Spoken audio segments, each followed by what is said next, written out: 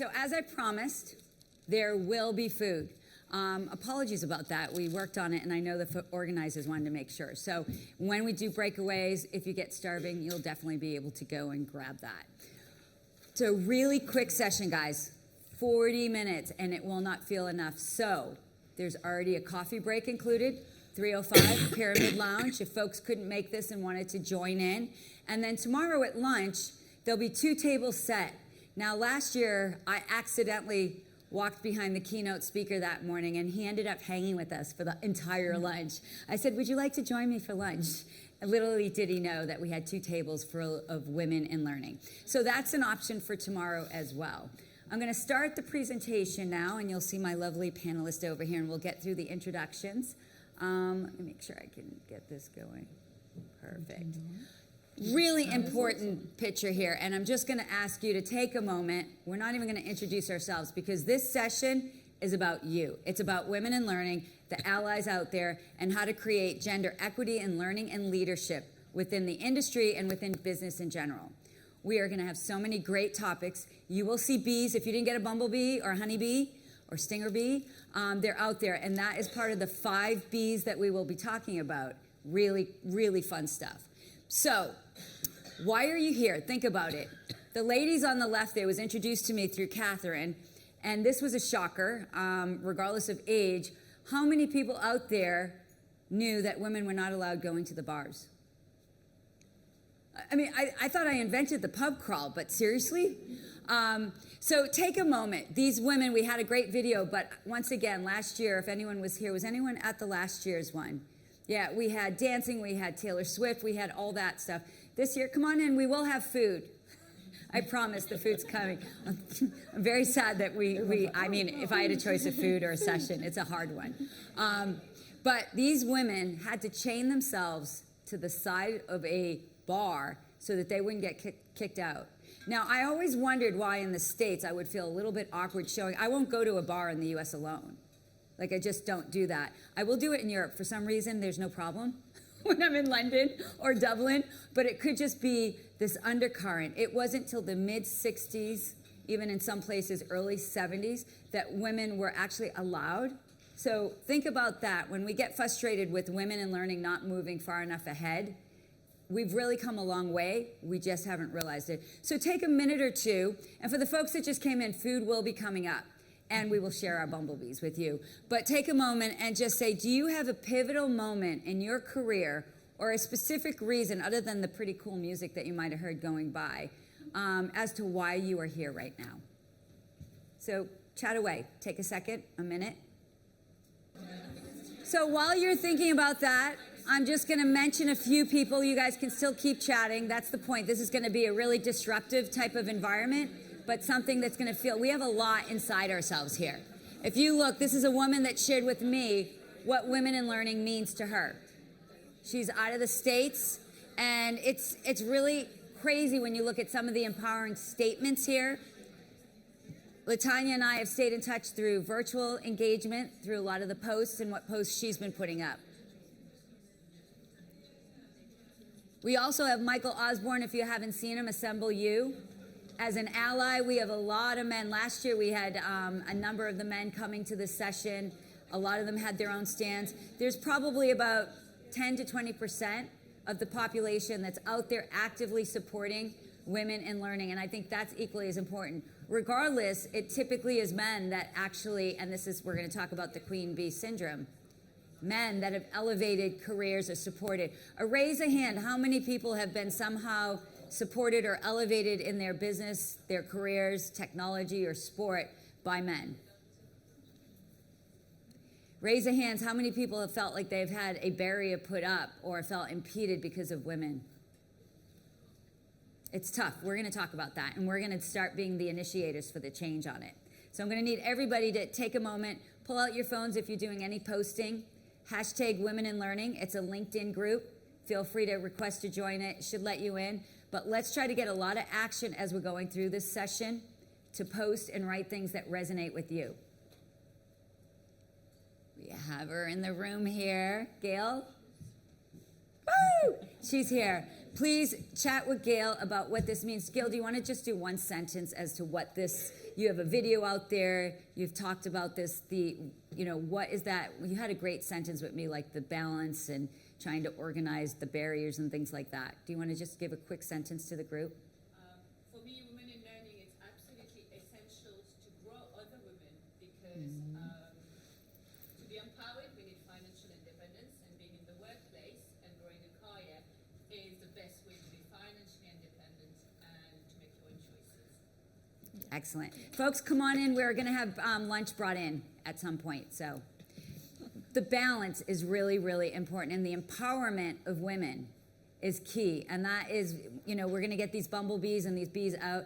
That is going to be our symbol, this conference, for what that means, and who knows if we drive it further. Cheryl Clemens, she has a stand downstairs. The other thing we're kind of icky at is not empowering and elevating other women by promoting what they're doing. So many times you'll see various men at conferences who are competitors, and they're throwing each other the ball and they're promoting it, and the organizers don't mind if they're a vendor and they're promoting, and obviously here we're given the opportunity to speak about women in learning. Many conferences have put it aside. So now if you can think of one company, one woman that you know that's doing business, Cheryl, go down, she wants to speak and talk to all of you. She's done Story Tagger. Did anyone see the video of this session out there? I'm the only one that went outside to do it, which is kind of appropriate, right? We did a little weather report there just saying the climate's not great for women. And then we wrapped it up saying, here's where we are moving forward. So definitely go down and see Cheryl. She would be here if she didn't own her own business and she had to be at her stand. And I think we need to support people when they're not in the room, and we need to drive business to each other in order to further women-owned companies. Helen, we are going to get to see Helen at the lunchtime break. She too had a responsibility downstairs. She does a lot with the Lean In initiative, and she's really been supportive of creating a WhatsApp community. So it's sometimes increasing the awareness of what's out there is a great, great importance and value. And then here we have, this is a woman, two women here aligning, and this is very cool. I spoke to a gentleman that I met at a conference in 2001. He was with Texas Instruments, Sanjeev Samanta, a huge ally. And he said, did you hear this report, Sharon? I know you have your conference coming up, that women are the key to integrating AI into business. I said, come on. Give me a break. They put us to the side. They say we're too, caring and empathetic. We could be the critical element in regard to technology, really elevating it. And we have two women. Mandy's been on the Women in Learning panel. She's with Chewy for a number of years here. And then also this woman I recently met, Brittany, with Deloitte, and her whole role is in AI transformation. She almost even came out for this exact event, but it was very last minute. And this is what they're saying is the women are the future. How many people think of themselves when I say women in tech? How many people stand up, feel they're women in tech? Everybody up right now. I want you to get up. We are all, come on, I'm going to make you move. We are all women in technology. It doesn't have to go back to coding. Thank you, that's great. Coding or the real traditional sense of tech. But if you're in learning, this is called Learning Technologies Conference. If we're not dealing with technology, we're not in business. We're not doing a job that's going to be here in a year or two. I used to say 5. It's a year or two. So we are now considering yourselves women in STEM, women in tech, and we don't give the credit to ourselves in regard to that. Now, I am just going to throw it over to the amazing panelists that we have, two of whom both attended last year. Catherine was on the panel, and Anu was in the audience, which really honored me to hear that. Can you explain who you are, what Women in Learning means to you, and your pivotal moment? Okay. So, Catherine McGaw-Pratt, I am Global Head of Learning and Development at Infosys Consulting. And I have been in the learning world, for 20 odd years now, maybe even more. She started at 12. I did start at 12. I'm very young, very blossoming still. But for me, what Women in Learning means to me is empowering others, bringing up all the young little, I'd like to say the young generation, because I am a little bit older, may not look it, but I am, but empowering all of you to grow, and everyone in my work or in my realm, my children. I've got a daughter and I've got her bestie, so they're like my little twins. I'm also very keen on leading with empathy, bringing in the personal, like you, and not just being like, it's just work, work, work. Mentoring the next generation. And I can't read what I put on the bottom one, but I'm turning passion into impact because I think that's very important, that we all have a passion for learning and we want to make that impact, and how do we do that? And we need to make sure that we deliver that and bring our passion to our impact. Does that make sense? I think I rambled. I apologise for my voice. And then this is just a personal snapshot. And this is my personal snapshot because I am a mother to my wonderful little Georgiana there. She's not little anymore. I am a wife. I am a widow now. And we also then, I plug this all the time, I'm a trustee on the Ian Pratt M&D Foundation, and we support people with motor neurone disease because that's what my husband had. So I'm very passionate about, and this is a passion, bringing that passion back into me and making people understand and know who I am. I think Very that's important. Thank you. Now we have Anu, an alum of the 30 Under 30. I am. I was 30 Under 30 last year at Learning Technologies, and that was my first time here at the conference. It was amazing. It was a little overwhelming, but it meant I have exposure to the Learning Technologies world, and I wanted back in. I was like, of course I'm coming back. You can't get rid of me. But okay, a little bit about me. I grew up in India, and I moved to the UK when I was 16 years old. I'm based out of Glasgow, Scotland. That's where me and my family live, and I have been in learning technology for the past 8 years. And my ask is very simple. It's on the board. It's creating equity for women of color. That's not something you're going to hear a lot at Learning Technologies, and that's because we are overlooked all the time. And it's really important for women like me who represent women of color in my community, to whatever extent I speak for my community, really important to get the message out there around the barriers that we have and the bridges that we build, which relate to the theme of the session today. You're going to see a couple of boards around you about being bold, about building bridges. Very quickly, really quick snapshot about women of color in L&D. If 37% of women in C-suite positions are women, then less than 7% of them are women of color. Women of color do not have mentorship pathways in L&D. Women of color are overlooked for promotions. They are routinely overlooked for upskilling. And 71% of women of color leave their current company because they don't feel supported enough. That's the stats for now, and I don't understand why this is still happening in 2025. I think a lot of the onus, I think many women in the room will realize that your upskilling and your promotion and your career journey was pretty much left to you. You had to figure that out for yourself. You had to speak to other people. You had to look at mentorship, but there weren't really organizational support structures in place to help you, and I think that needs to change. There are a couple of companies that do upskilling and mentorship and career growth, but it's the exception and it's not the norm, and I think that's why I'm here today. I want to meet more women. I want to speak about this more, and equity for women of color in learning and development. I want to get that message out there, so that the next time you see me, you'll know that's my ask. And as soon as my ask is fulfilled, I think I won't have to be here. I'll pass it on to the next woman who can come up here and share that with you. It's really, really important, and there's been pages of stats in regard to what you just shared, and there's a level of safety too. There's, I've dealt and mentored a number of women that one left her job. There was great levels of Asian hate crimes, and it wasn't acknowledged. Even someone acknowledging this exists, this is out there. Are you okay? Or not? You can even leave the "are you okay" out, and the sense that I acknowledge this is there. Really, really important. So thank you for adding that too.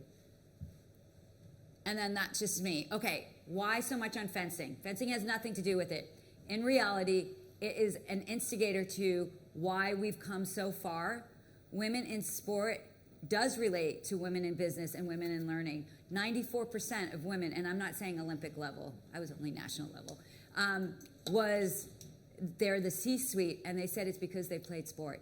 94%. Now, I'm not saying if you did sport, you didn't do it growing up. Doesn't matter. There's always a new sport to pick up. At some point, went back to a sport. It was terrible. You realize you figure out a grit and resilience. But to think in the 90s, a woman was not allowed to touch a saber and fence it. I would show up and just use my last name. And I said, I had a helmet on, a mask on. They didn't maybe recognize her. I just didn't look like I was a threat. But that led us to create the first team that was allowed to fence saber. So I think that really pushed my passion and drive. You'll recognize a number of the people there, right up there in the, you guys see it? They're right there.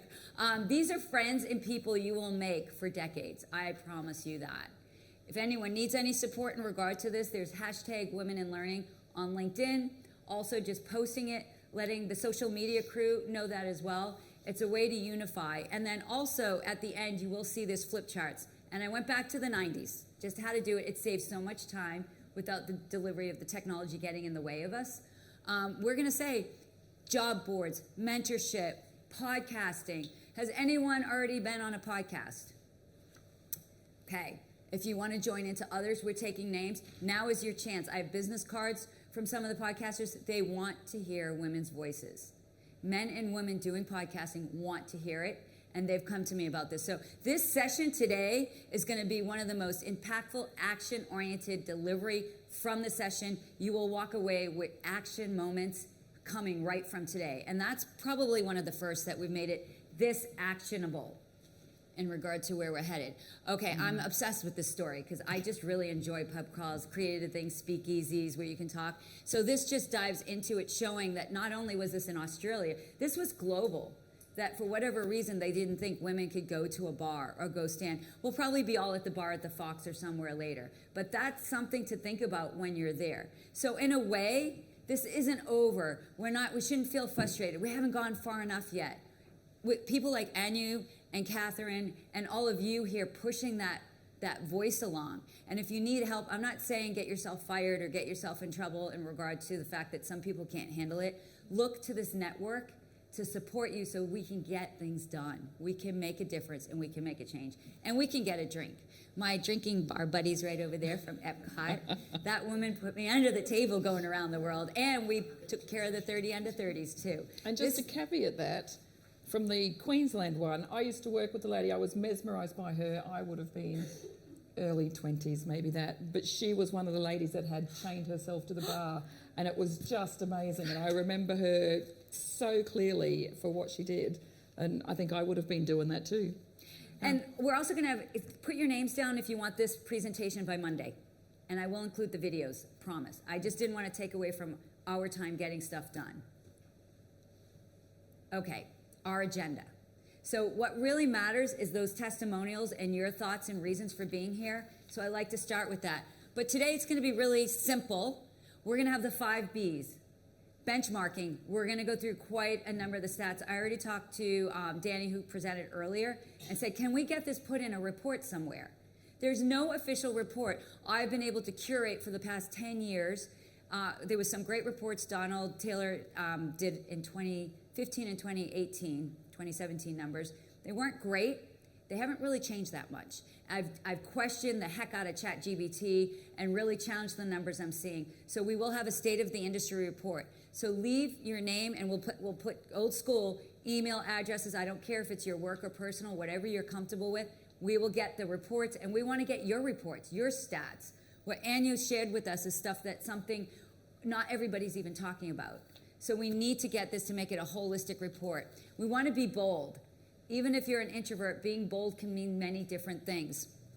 Building bridges and breaking barriers. I was so proud of the building bridges on my video because there was a bridge behind me. I actually cracked my phone trying to do that video. But it was so important to show we're really trying to get there. And then going beyond is that AI area. And going beyond is the future with the 30 under 30s. And I'd like to add 30 over 30s. There's a lot of value in reverse mentoring in both directions. And if we can pull together generationally, holy cannoli. Next year will be a killer when we do this. We'll have a dance party and everything. These are some of the stats here. I think it's really important. I was shell-shocked to see that the Nordics and Iceland come top. So some of these don't come with the lines there, but once again, I'll share it. If you look at really the profitability, I did work in a bank and they did create the ETF, the SHE index. So it's proven. We're not being nice about being having equity and leadership. It is profitable. There are many companies that have proven that having women on their boards and in their C-suite, 100% will elevate it. Why they won't understand or take the risk is beyond me. This is a profitable, not just, and who cares if you think it's nice or not? If it's profitable, that's exactly where it should be going. And we need to start talking to people with these business cases. Also, women tend to over-credentialize themselves. I need another degree. I need another, you really don't. I mean, you can look at the stats. It's great that we are most likely out in the educational realm in the US where we have the most masters, undergraduate, and doctorates. We need now to get the positions and the roles in the C-suite. But that's a great case study there. I was surprised to see how low the US comes in on some of these, but not really, when we don't even have a maternity leave that requires more than 6 weeks off.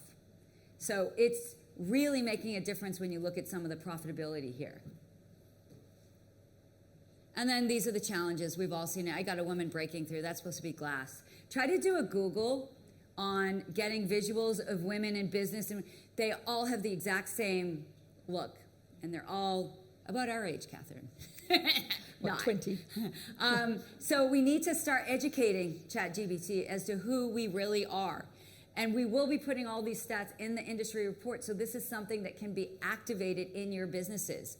And understand, although we own 70% of the spend, we're not even put in the roles of the C-suite where we can actually get, I created the mall effect, bringing companies that are competitive with each other into the same group and an alliance, and that brought millions of dollars to the businesses that did it, and it's been proven. So this is what we need to do, is use our background and what we're intuitively good at, and then also getting more notice here, the STEM workforce. We're now all part of that.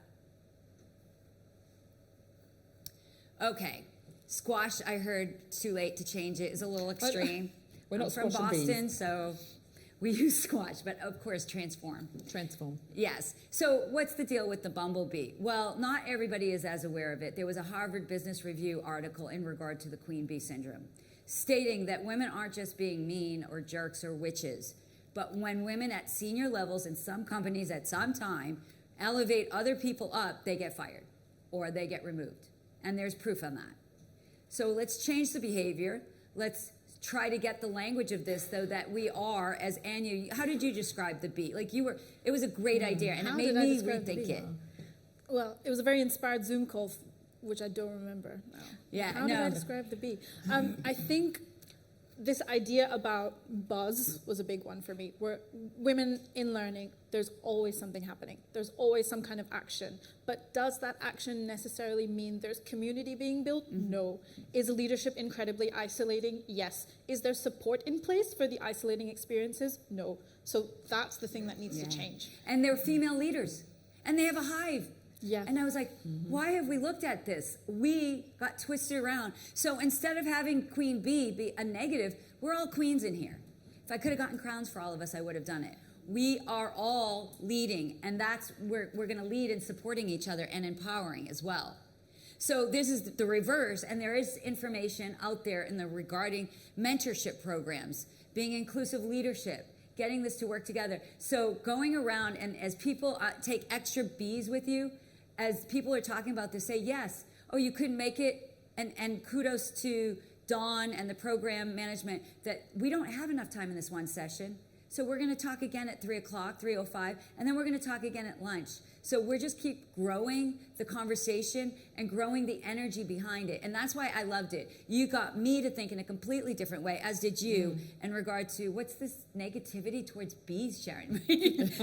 Come on. And then without knowing it, I had done the titles with the bees. So that is really the agenda in regard to that. And we just kind of ran with it. So we're going to just do real quickly a review of all 5 items. Now, last year, we had 13 groups, and everybody, and a couple of groups weren't even attended. So people said, I wish I could have spoken about the other areas you listed. So everyone in this room, and I already pre-did the flip chart, so to save us some time, you can all talk about what the meaning of benchmarking, building bridges, breaking barriers, going beyond, and Being bold. Being bold. Being bold. You're all going to have that, and it's all laid out there. And we are going to capture that, and we are making that part of the State of the Industry report. It's going to happen. Instead of you guys having to email us anything, it's all happening here. So in regard to benchmarking, just a few more stats as we went through. This alone blew me away. When you look at who's leading with gender equity, Jordan comes out here. 62% of managerial positions. Is that new to anyone? Would anyone have guessed? Right? I mean, look at Austria, United Kingdom. The US is not there. I'm sad, but these are the facts. So let's get the facts out there so that we know who to look to for examples, who to look to for guidance. We also look at women in tech. That's the other thing the state of the industry is going to look at is women in business, women in tech, women in learning. Because we're in all of these and we have different stats and we have different ways to leverage some of this.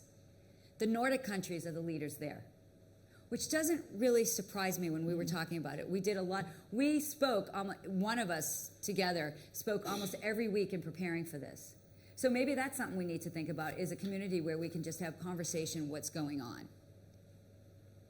When you look at women in learning, these stats have not shifted. They've jumped a little bit higher, but not enough. If you think about it, where you think there's 2/3 women industry. So we're pushing people into these male-dominated industries and expecting them to go farther than the industries that are female-dominated. We have to stop that. We now need to lead the business world on how we can start being more of the bulk of, I want to even dare say, we become 2/3 of the leadership. If you think about the thought leaders and the analysts, there's very few. Danny does it, that's amazing. But there's very few female-led groups that are doing that, and female-owned companies. Anytime someone's starting, there's a young woman that was here last year. I don't know if she was a 30 under 30. She was going to bop her head in and out. She's starting her own business. So we need to, whether or not they're in the room, we need to support women-led businesses, women-led leaders, C-suites, advisors, board members. When you think to hire somebody, if you're hiring, and this I even had to adjust, do you think, first off, who are my female network people? How many think immediately when they say, hey, we have an opening role? Do you just put it out there, or how many think I'm going to go to specifically my female network? I didn't do it either. Take a moment now, before I hit the next one, pull out your phones, send some woman in your life, in your business, in your career, a hello, hey, I'm at this thing. Do something right now that bridges you to another woman. It doesn't have to be in business, learning, tech, somehow. I'm just going to give you 2 minutes. If you could take out your phones. You can even post about it if you want, but you don't have to. Let's make action happen right now. And you can even write yourself a note. If that, like, hey, I think I'm doing pretty dang good. Don't forget this. I'm feeling energized. But please take your phones out and either send yourself a note or a female in your world of profession or personal life.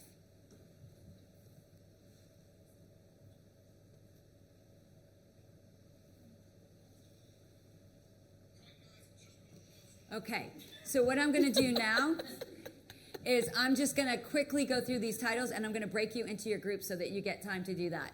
We have Being Bold, Building Bridges, Breaking Barriers, Going Beyond. If anyone needs to see one of these slides pop out, great. If not, you're all right by, I'm going to give you 10 minutes, probably 7 to 9, but I'm going to say 10 right now. Jump to your flip charts. I'm going to try to get the food somehow in here. And then also, can anyone just take a picture of the three of us, because these young women here need to get the ability. And at the end, don't leave at the end, we do a group picture of everybody. So ready, this is for you guys to show work that you really worked hard. Yeah, I will tell them I worked very hard. Yeah. All right, perfect. Thanks, guys. All right, there's, right now, move. Oh, do you have a question? Yes, I do. Unfortunately, I have to leave to make a call. But I thank you for a great presentation. But I was disappointed that in the statistics that you presented, Africa was not represented. Rwanda has consistently reported numbers of women in leadership. It's okay to talk about inclusion, but then Africa falls off the edge, and it's not. My husband's from Africa, so no, the point is it's not there, and you're absolutely right, and I support you and I thank you. I would love to know where we can get these numbers. I did not find any, and I searched for about 2 months. I think the statistics are out there. I apologize, I didn't get them. So can I applaud you, please? And I want to make sure, can we just do that? Because that takes balls to be able to say something that's missing. So thank you very much, and I'm being sincere. Well, I appreciate that. I'm 64 years old this year, and I'm just tired of talking of inclusion. Come to events like this, and it's not there. Okay. It's not acceptable. Agreed. And if I could get your name, I will follow that, and I will make sure it's in the State of the Industry report. I'll come down. Everybody break into groups, and I'm just going to grab this woman because that is very important. And I thank you again for mentioning it. So with that, please break into the groups. Please give your thoughts in regard to each of the topics, and I'm going to make sure we definitely get Africa on there.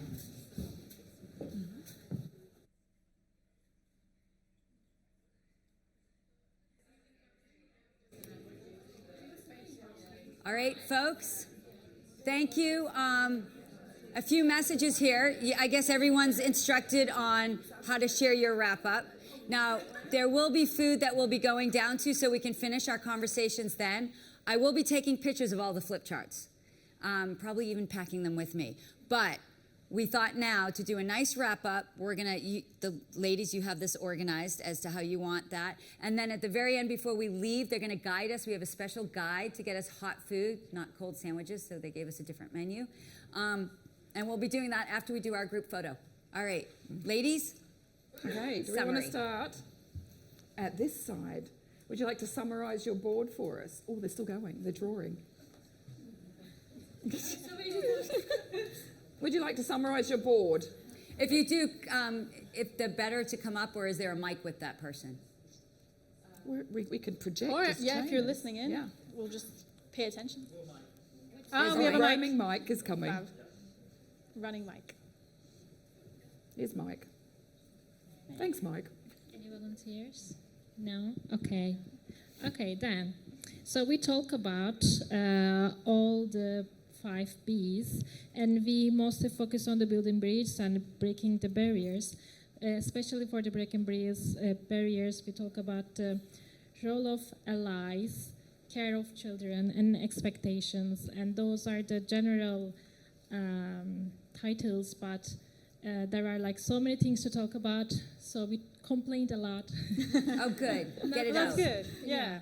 Not just for our organizations, but the system is not really supporting the women, not in our house, not in our companies, so it's hard. Super. All right. Yeah. And then we're going to just one more statement, and then we're going to go right to the next group. Okay, so for the building bridges, we just talk about that networking is really important.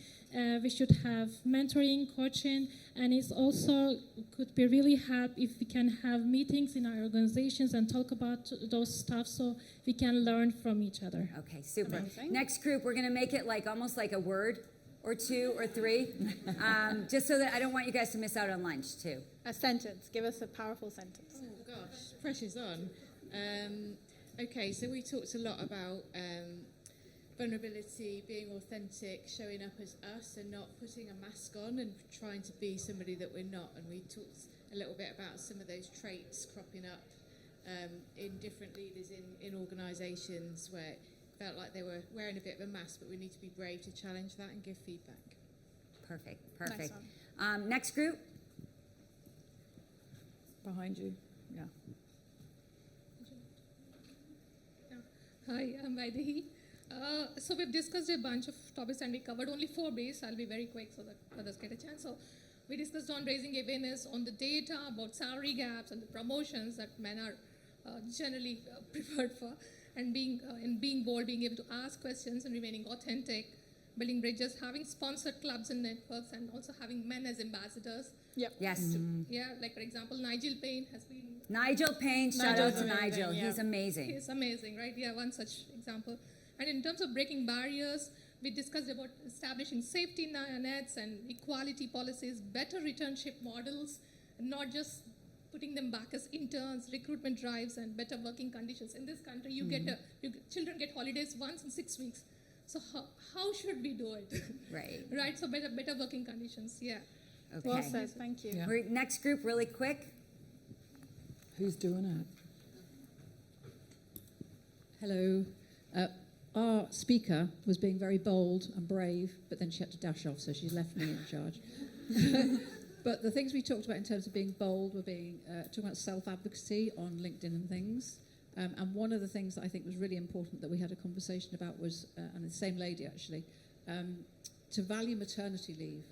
Because I think maternity leave is seen as, a break in your career, but maternity leave is an opportunity to really, really learn some fantastic leadership skills that you're going to need for the rest of your life.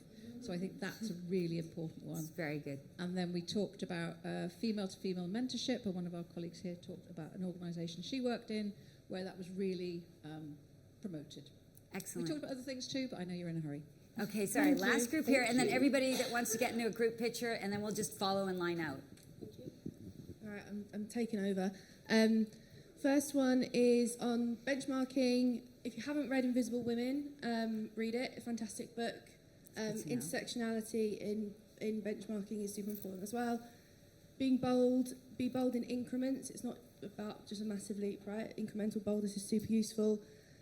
And I think a lot of the rest of it was us kind of complaining about stuff, which is fine. It's having a Which voice. is fine. I'll leave it on something positive. Okay, so I don't need that. But what I'm going to do, send me your email, reach out to me if you want to be part of this report. We're going to do, if you want to be part of mentorship or the other, I will send you all, I promise, a note on this. As a group, most of us are over there. Maybe we'll just get a picture before we head up.